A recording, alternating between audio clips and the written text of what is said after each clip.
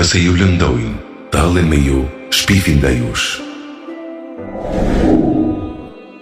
Kur t'ju lëndojnë të afërmit tuaj nga gjaku, parefisi yt, kujtojeni pejgamberin Yusuf a.s., të cilin gjithashtu e tradhtuan vëllezërit e tij dhe e hodhën në pus.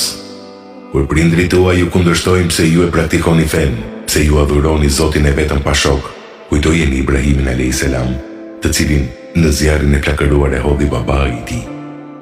Kur të tëdhen me ju dhe t'ju keq trajtojnë të afërmit tuaj, pse e keni zgjedhur Islamin në vend të dynjas, kujtojeni pejgamberin Muhammed a.s., i cili është përballur me të njëjtat, u përball me farefisin e tij që e kundërshtuan.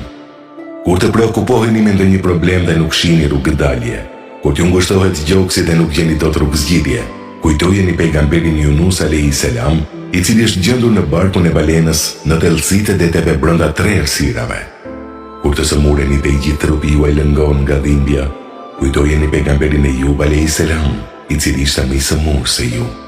Kur keni ndonjë tërmet fizike, kur Zoti t'ju sprovoi, kujtojeni pejgamberin Musa a.s., i cili kishte pengesa në të folur. Kur dikush ju bën shpifje, kujtojeni nënën e besimtarve, bashkëshorten e profetit a.s. Aisha radiallahu anha, të cilës i bën shpifje në mbar qyteti. Kur nuk shihni asnjë logjik në atë që ndodhe dhe zemra juaj pyet pse është ashtu, kujtojeni pejgamberin Nuh a.s., i cili e ndërtoi anije me shkretë të tij, pa bërë asnjë pyetje. Subhanallah. Allahu i plotfuqishëm të gjitha këto personalitete të mëdha i buri në sprovë, në mënyrë që brezat e ardhshëm të mund të merrnin mësime për durim dhe këmbëngulje. Allahu i plotfuqishëm thotë në Kur'anin famëlart: Mos u friksoni, unë me të vërtetë jam me ju, dëgjoj dhe shoh. Surja Taha 46.